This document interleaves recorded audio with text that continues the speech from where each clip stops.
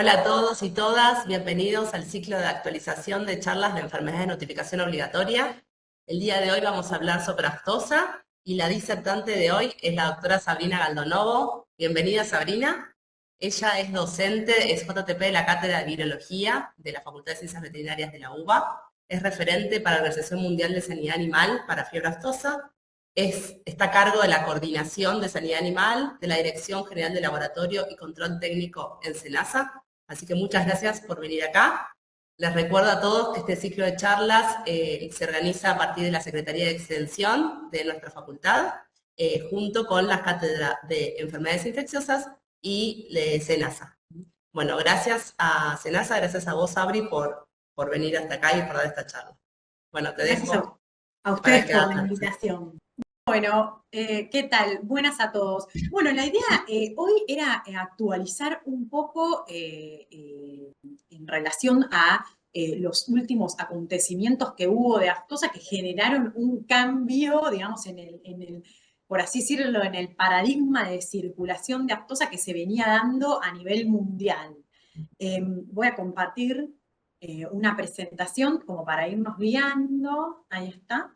Bueno, entonces, como decía, ¿no? La idea es presentar una actualización sobre lo que se está, digamos, dando hoy en día en relación a los cambios que hubo en los últimos focos o brotes de fiebre aftosa, que, digamos, no solo fueron importantes para los países que tuvieron las últimas ocurrencias, sino también, bueno, tuvieron bastante diseminación pública porque después de más de 35 años libres de fiebre aftosa, en algunos países de la Unión Europea estuvieron sufriendo brotes en el primer semestre de 2025. Bueno, y ahora vamos a ver un poco también por qué y bueno, a qué se deben también estos cambios que se están detectando. Y bueno, y también un poco, ¿no?, las pautas de qué es lo importante para estar atentos, que eso, digamos, también aplica para la comunidad veterinaria general. Y creo que esto también sirve o también parte de la causalidad por lo que se están dando estos cambios a nivel epidemiológicos, se pueden aplicar y pensar para otras enfermedades que venimos viendo, bueno, como por ejemplo para influenza aviar, que de alta patogenicidad, que hoy ya se considera un virus pandémico porque se ha distribuido a lo largo de todo el mundo. Bueno, para algunas regiones, en el caso de la peste porcina africana. Y bueno, también se puede, digamos, asimilar el modelo con lo que vimos también en la última pandemia por el SARS-CoV-2 durante el 2020. Entonces, bueno, esto es una actualización, pero ya hay una gran parte que seguramente todos en veterinaria y las carreras afines conocemos muy bien, que es una enfermedad viral altamente contagiosa, es una enfermedad que tiene una patogenia de tipo aguda, y la importancia de la enfermedad no solo por el impacto económico directo que tiene en la disminución de la ganancia de peso o en la disminución de la producción láctea, por ejemplo, en el caso de los bovinos lecheros, sino que también lo importante de esta enfermedad es el impacto, digamos, indirecto que tiene a través de digamos, el cerramiento de la posibilidad de la comercialización, es decir, de los mercados, ya que todos los países libres requieren productos de países libres, ya sea con o sin vacunación, dependiendo la situación epidemiológica que sufra cada importador. Entonces, digamos, las ocurrencias de brotes en países que son libres tienen un impacto muy fuerte, no solo a nivel de la salud animal, sino a nivel económico, que termina afectando la economía del país, sobre todo en países que son, digamos, agroexportadores como principal, digamos, desarrollo económico dentro del país. El virus de la fiebre aftosa, bueno, es muy conocido, es un viejo conocido, afecta al ganado bovino, porcino, ovino, caprino y otros rumiantes, todo lo que sea de pezuña hendida, y también está descrito en un montón de otras especies que el virus, o sea, puede incluso circular y mantenerse en la naturaleza, incluso con algunas especies que no demuestran una clara sintomatología. Actualmente se considera que, bueno, los países, o sea, los miembros que declaran ante la Organización Mundial de la Salud Animal, que están libres de fiebre aftosa sin vacunación, siempre tienen una potencial amenaza constante por una posible, ¿no?, incursión. Y es por eso que, bueno, los servicios sanitarios tienen que mantener, o sea, sistemas de detección y alerta temprana, que es un poco, bueno, lo que vamos a ver más adelante. El virus es un virus muy sencillo, es un virus desnudo, de genoma ARN, que pertenece a la familia Picornaviridae, es un aftovirus.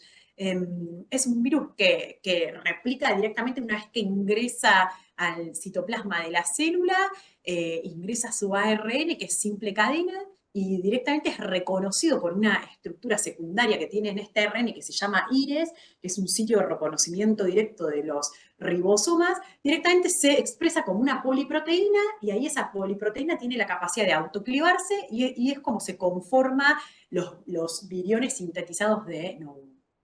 Existen 7 serotipos virales, A, O, C, que son probablemente los que más hayan escuchado, SAT1, SAT2, SAT3, que su nombre lo toman del origen del territorio subsahariano. Hoy vamos a ver que todo esto cambió y hacia uno.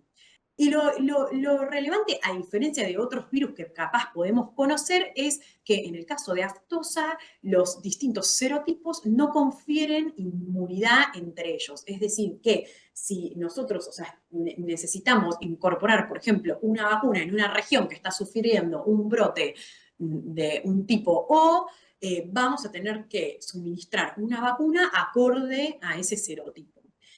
Y lo importante, digamos, de esta charla son 4 medidas, digamos, de prevención que hay que tener siempre en cuenta y en mente, que es la detección y estar alerta en forma temprano, en forma inmediato temprano, tener un sistema de vigilancia eficaz, hacer uso, en el caso que que se decida hacer uso de una vacuna, que sea una vacuna de buena calidad, efectiva, tener un buen sistema de aplicación y de registro y de seguimiento de esa vacunación. Lo que lo que se está tratando, sobre todo con mucha fuerza en las últimas 2 décadas, es lo que implica el uso y la aplicación de lo que son los bancos de antígenos o bancos de vacunas. Ya lo vamos a ver.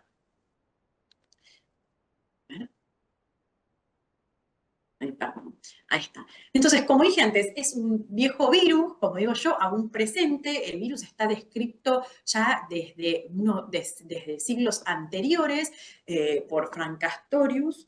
Se estima que el virus de la fiebre aftosa a nivel mundial circula en más del 70% de la población de animales de producción. Esto no nos olvidemos que estamos incluyendo continentes como Asia y como África, que tienen una gran cantidad de población animal productiva y que son la mayoría países endémicos.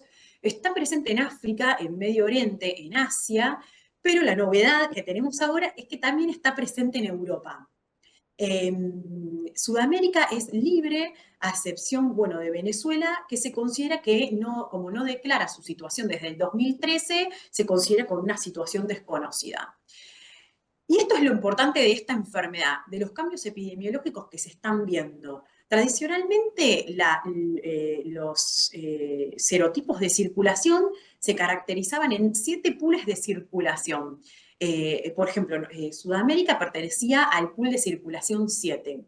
Esos pools de circulación eran virus caracterizados dentro de un linaje determinado que circulaban normalmente en una zona o región acotada.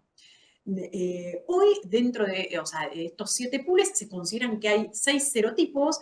Yo antes nombré 7, pero a partir del año 2023 se considera que el serotipo C está extinto. Esto se basa en información que está publicada en manuscritos científicos por estudios que hay hechos en Europa, Asia y África principalmente, y por eso a partir de ahora se va a considerar que hay 6 serotipos virales, sin contabilizar el serotipo C. Y estos cambios que se están viendo de estos 7 pools tradicionales de circulación, hoy ya no se está hablando de pools, sino que estamos hablando de linajes y sublinajes, debido a que estos serotipos y linajes que tradicionalmente circulaban en una región, se está observando hace más o menos en una dinámica de la última década que se van moviendo mucho más allá de las zonas de circulación que tradicionalmente se movían. Y esto, bueno, está asociado con la globalización, con el aumento del movimiento de los subproductos, de los productos, de los animales y de las personas que actúan como transmisores, como vectores transmisores del virus. Y también por esto que se da, que se charló mucho también en la pandemia del SARS-CoV-2 hace unos años atrás, por la incursión de las actividades de la especie humana en áreas que anteriormente no se registraban. Y esto tiene que ver también con el concepto totalmente de una salud, ¿no? Se relaciona con este concepto aplicado sobre todo más hacia las enfermedades zoonóticas, pero también tiene que ver con estas enfermedades que se describen nuevas, de aparición nuevas o transfronterizas o que eran exóticas en algunas regiones y hoy han dejado de serlo. A esto también se le agrega una situación nueva, esto es nuevo de la semana pasada, en donde en la sesión general 92 de la Organización Mundial de la Salud se ha reconocido a Brasil y Bolivia como libres sin vacunación, es decir, que estamos teniendo, esto en particular para Sudamérica, una región prácticamente en su mayoría libre sin vacunación. Adosado a todo esto, bueno, estamos teniendo una situación sanitaria con eventos que antes no se venían dando.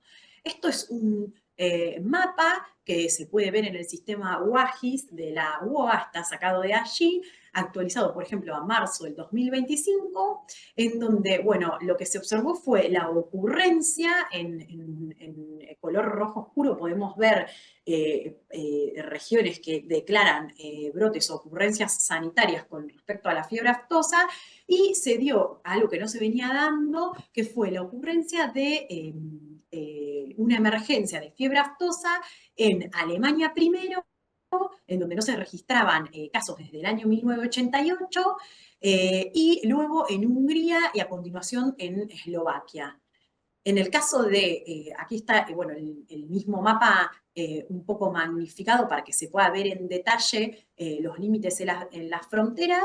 En el caso de Alemania, que fue el primer brote detectado en enero, se detectó una manada de búfalos infectados en la región de Brandenburgo, que es muy cerca de Berlín, en donde 3 animales infectados murieron y convivían con otros 11 animales que fueron sacrificados. Se tomaron medidas de control en un radio de 1 kilómetro, los animales susceptibles fueron todos sacrificados y en un radio de 13 kilómetros los animales se analizaron, se tomaron muestras serológicas, se hicieron análisis, se detuvo inmediatamente el movimiento de animales, que esto es algo importante de lo que voy a hablar después, y se empezó a aplicar la vacunación.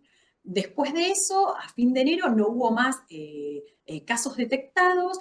El origen real, digamos, del virus detectado en Alemania aún sigue siendo desconocido, pero se identificó como un linaje que estaba circulando en Medio Oriente, Y después, bueno, nosotros como parte del laboratorio de referencia y otros laboratorios de referencia para fiebre aftosa hemos hecho análisis, que ahora voy a hablar un poco de eso, de la cobertura del cruce vacunal que tiene esta nueva cepa con las vacunas que se están utilizando. En el caso de Hungría, hacía más de 50 años que no se detectaban brotes de fiebre aftosa. Acá la situación fue diferente porque fue en un rebaño lechero que tenía más de 1.400 cabezas de animales. Entonces, el sacrificio sanitario fue de mayor impacto incluyendo mayor cantidad de animales. Y la casuística que tuvo este brote en Hungría es que fue a 2 kilómetros de la frontera con Eslovaquia, con lo cual, y a unos 50 kilómetros de la frontera con Austria, del otro lado, como podemos ver acá, eh, con lo cual la zona de contención de Hungría quedó también afectada a Eslovaquia. Este es el virus, el linaje que se identificó en el rebaño en el caso de Hungría. Y lo otro que se está viendo en los últimos años es esto que les contaba de los movimientos transpules que antes no se detectaban. Y esto, bueno, o sea, se debe a estos motivos que yo explicaba anteriormente. Entonces, estos son los últimos brotes que se han detectado de fiebre aftosa a lo largo del mundo. Fíjense que está básicamente todo tomado. Y hay algunos eventos no antes vistos, como por ejemplo, dos reportes que están publicados en manuscritos en Egipto en 2022, fin del 2022 y principios del 2023, recibiendo en la zona de cuarentena de animales importados de Venezuela, animales infectados con el serotipo O y A, cuyos linajes coincidieron con los últimos reportes genéticos de circulación que había en Venezuela, un poco más de hace 10 años, y los casos que se dieron en Europa, en Hungría, Eslovaquia y Alemania. Pero fíjense que, bueno, digamos, eventos de lo que es fiebre aftosa están ocurriendo todo el tiempo en distintas regiones del mundo, por lo cual esto, digamos, es importante, digamos, destacar que la fiebre aftosa todavía sigue siendo una amenaza latente de la que uno tiene que estar siempre atento. Esto también es una dinámica que se está dando como una emergencia sanitaria que ha declarado la OMSA recientemente durante el mes pasado y los meses anteriores del año sobre el serotipo SAT1 de fiebre aftosa. Aparentemente se ha detectado en lo que es Medio Oriente, suponiendo de importaciones que provenían del este africano. Esto es algo nuevo para la zona y, bueno, está declarada la emergencia sanitaria, ya que se está precisando vacuna efectiva y el abastecimiento de la vacuna, ya que hay muchos países requiriendo la misma, bueno, y hay escasez de abastecimiento. Y bueno, es el mapa que les mostraba en marzo del 2025, actualizado al día de hoy. Bueno, el brote en el sector de lo que es Alemania se ha contenido y se ha reconocido nuevamente el estado de libre, pero continúa el tratamiento y la emergencia sanitaria en Hungría. Después, como podemos observar, los países africanos, asiáticos y del Medio Oriente no están recibiendo declaraciones oficiales, pero son la mayoría, en su mayoría, países que tienen un alto endemismo de la enfermedad. Y la novedad para Sudamérica es que la totalidad de Brasil, así como Bolivia, se ha declarado libre sin vacunación. Este es un evento sanitario importante para la región que requirió mucho esfuerzo a través de las últimas décadas. Bueno, y es una gran buena noticia y también hay que estar atentos a este cambio de situación sanitaria. Esto es dato tomado para contarles un poco lo que se hace con los aislamientos nuevos de fiebre aftosa y cómo se evalúan frente a las distintas vacunas que se están utilizando.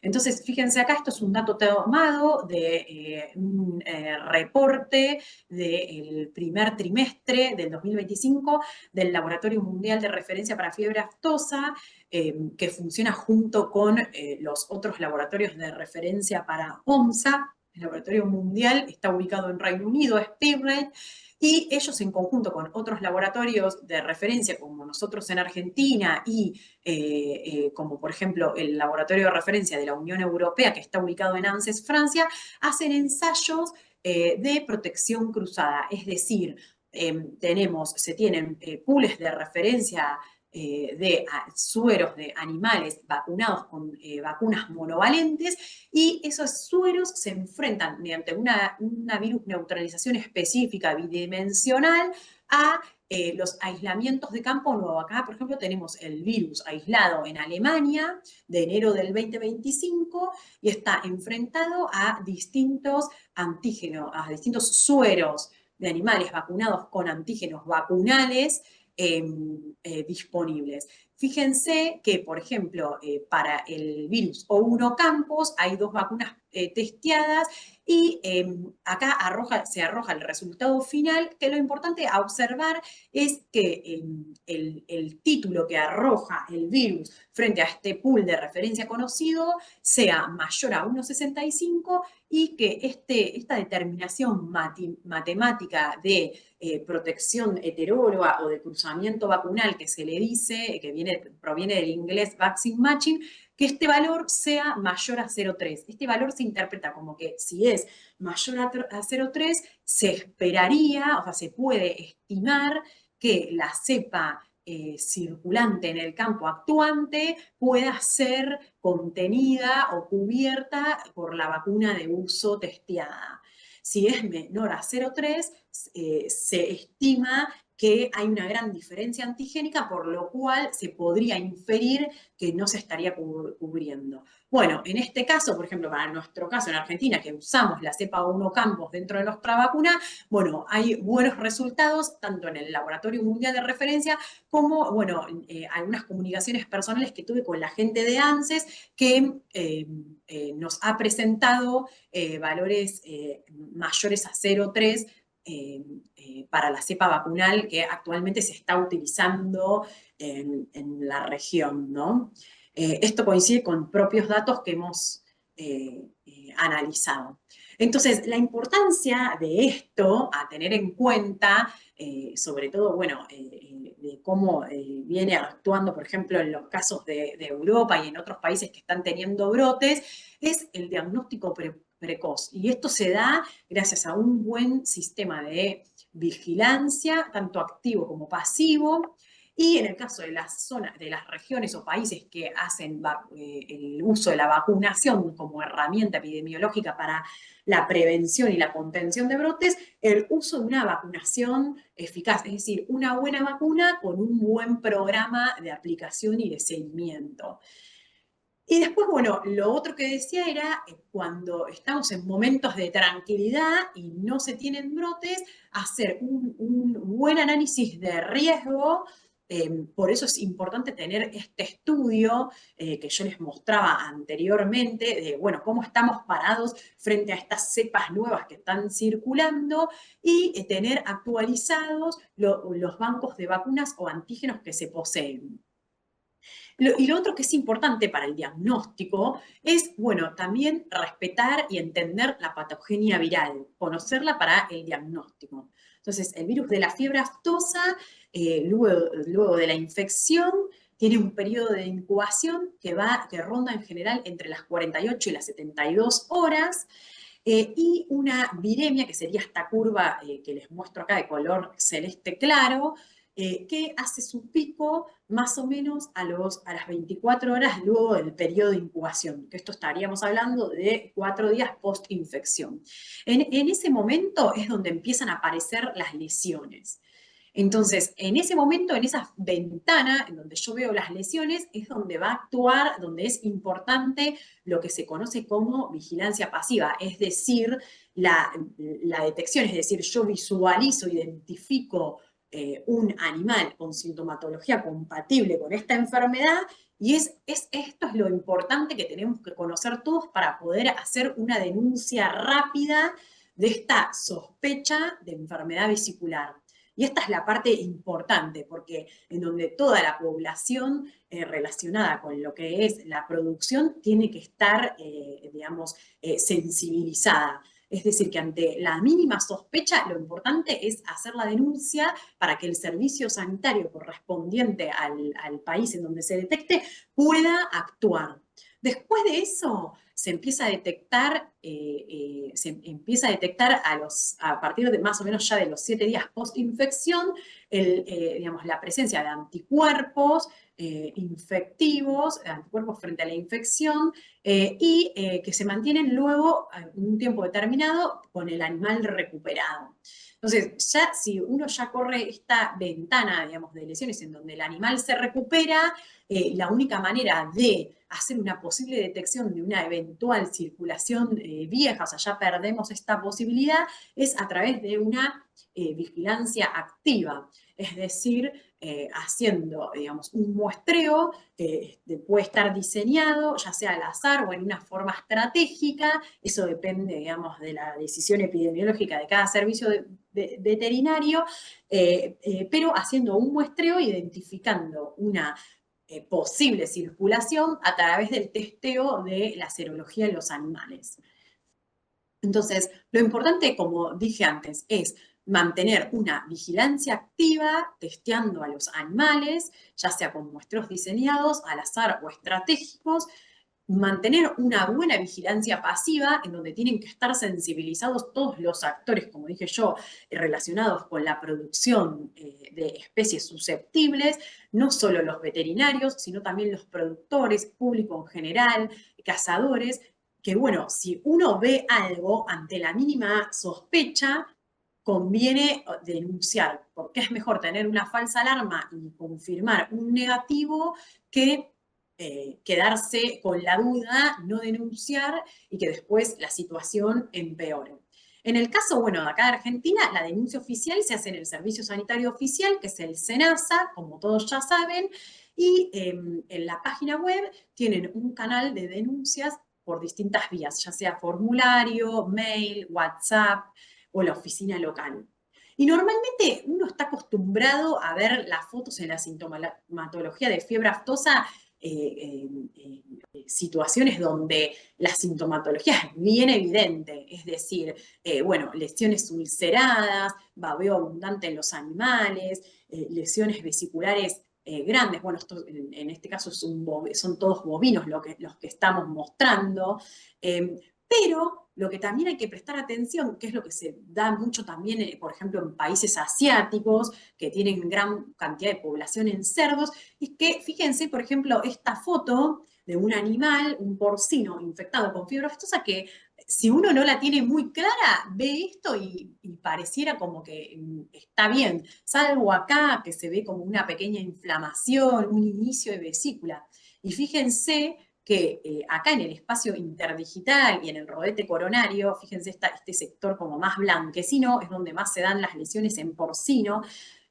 Estos porcinos fueron hallados muertos y fíjense cómo el animal acá está, bueno, muerto, ¿no? Cómo al examinarlo enseguida se desbrida, se desprende parte del tejido interdigital y del rodete coronario, en donde había una gran vesícula. Y en la necropsia, fíjense que se vio claramente lo que se conoce como corazón atigrado, que es la muerte cardíaca que tiene la fiebre aftosa en algunos animales que son naive, es decir, que no están ni vacunados ni tienen anticuerpos contra la enfermedad. Entonces, esto siempre es, o sea, esto lo muestro para recalcar lo importante que es hacer una inspección y tener conocimiento de la situación de los animales, porque a veces no es tan claro como acá y, bueno, se nos puede pasar desapercibido. Entonces, por esto, bueno, cuando vemos esto, es importante actuar de manera urgente Y dentro de las acciones urgentes que se desencadenan cuando uno tiene una confirmación, es primero, bueno, una vez que está desencadenada una sospecha, detectar rápido la infección. ¿Cómo? A través de la vigilancia pasiva, por denuncias. Los laboratorios oficiales tienen que tener servicios de manera que puedan responder rápidamente dentro de las 24 horas para poder atender cuanto antes la sospecha. Y después la respuesta que se da, que se busca, bueno, eliminar rápido el foco. Entonces, en países endémicos normalmente el sacrificio sanitario no se utiliza una cuarentena basada en condiciones específicas, pero en países libres se utiliza el sacrificio sanitario, siempre estipulado en un radio de 3 kilómetros, y un sistema de vacunación y revacunación ad hoc en en un radio total de 10 kilómetros. ¿Cómo se previene que el foco continúe ampliándose? Bueno, con tres medidas importantes. La restricción de movimiento, que tiene que ser inmediata, medidas de bioseguridad y medidas de vacunación. Las medidas de bioseguridad son un elemento fundamental para la contención de un eventual foco o brote, porque esto es lo que va a prevenir, y la restricción del movimiento, que el virus se pueda llegar a trasladar. Las medidas de bioseguridad me refiero a que se restrinja el movimiento también de las personas que están en la zona, no solo de los animales, o sea, se frena todo, la decontaminación de las zonas de los animales enfermos, el uso de barreras de protección primaria para las personas que están atendiendo el foco, el uso de contaminantes activos para contaminar materiales, botas, guantes y todo lo que vaya a terminar eliminándose en residuo patogénico. En el pasado estamos acostumbrados, esto es por ejemplo de los últimos brotes del 2001, por ejemplo en Reino Unido, se hacían grandes focos de sacrificio sanitario, y esto hoy la realidad es que no se puede permitir por el impacto, digamos, social que tiene y el impacto económico en un mundo en donde se necesitan proteínas, hay un ambiente bajo presión que tiene que estar productivo al máximo y una necesidad de aumento del rendimiento de esa producción. Entonces, esta imagen yo la dejo así como para pensar cuál es la decisión que vamos a tener. Y aquí es donde también surge toda una línea de vacunación, del concepto de vacunación para la vida. Entonces, como dije antes, lo importante son estos puntos: una buena bioseguridad, una restricción del movimiento inmediato, el uso de una vacunación de buena calidad, buena protección y control adecuado. Entonces, las acciones son detectar, controlar y contener la enfermedad lo antes posible, erradicarla mediante estrategias diseñadas que permitan también estabilizar la ganadería, el suministro de alimentos y la economía de la región o del país, protegiendo la salud pública y el medio ambiente, y proporcionando enfoques que estén basados en la ciencia, en lo técnico y en el análisis de riesgo para facilitar que las operaciones de animales no infectados pueda continuar o se retome lo más rápido posible, y que los productos de animales no contaminados puedan seguir su curso normal. Esto es cuando es un brote. Ahora, cuando no estamos en un brote, lo importante a destacar es, bueno, algunos temas que hay que tratar y para los que hay que tener estudios acordes y actualizados. Uno es para los países que utilizan la vacuna, tener una vacuna eficaz y hacer estudios de cómo esa vacuna se va a desenvolver frente a un posible ingreso o brote de cepas que están circulando en otras regiones del mundo, y tener un banco de antígenos actualizados, sobre todo, o sea, en ambos tipos de regiones, en regiones que utilizan la vacuna y en regiones que no utilizan la vacuna. El banco de antígenos es algo muy importante. La OMSA viene dando una iniciativa muy fuerte en el uso de banco de antígenos. Esto lo que nos permite tener es antígenos ultra congelados disponibles para eventualmente en una emergencia sanitaria poder formular vacunas y que sean aplicadas para contener un eventual brote. Por ejemplo, la OMSA tiene bancos en forma de consorcio de antígenos, por ejemplo, para peste porcina africana o para, por ejemplo, enfermedades como la rabia. Nosotros, o sea, quiero contar la historia acá de Argentina frente a la fiebre aftosa, que es algo para destacar y muy bueno. La Argentina tiene su propio banco de antígenos para la fiebre aftosa. Esto se autorizó y se habilitó a través del Plan Nacional de Contención para la fiebre aftosa, que se enmarca en la Resolución 3/2007 y en la resolución 921, en donde se convalidan las medidas adoptadas para mantener el banco antígeno y vacunas de fiebre aftosa. Entonces, el banco antígenos es un banco que se prepara en los momentos, digamos, de tranquilidad para una emergencia. Ese banco tiene que tener antígenos inactivados, vacunales, congelados, listos, o sea, ultraconcentrados y conservados en nitrógeno líquido, listos para poder formularse. La ventaja de tener antígenos concentrados es que permiten una rápida formulación, porque ya están inactivados con los controles de inactivación oficiales, y le dan una vida útil mucho más larga que una vacuna formulada. Estamos hablando de más de 20 años de vida útil versus una vacuna formulada que como mucho puede tener 24 a 36 meses, dependiendo del producto de vacuna frente a qué virus estemos hablando de durabilidad. Y también lo que permite es la flexibilidad en la formulación. Uno puede tener distintos antígenos concentrados, inactivados, guardados, formulados, y va combinando los distintos antígenos para hacer una vacuna ad hoc frente a la situación de emergencia que uno precise. Se hacen evaluaciones periódicas para determinar que el banco ese antígenos sea estable, que mantenga la masa antigénica, que continúe siendo estéril, y cada tanto se hacen pruebas de potencia in vitro de ese banco para asegurar la validez del banco.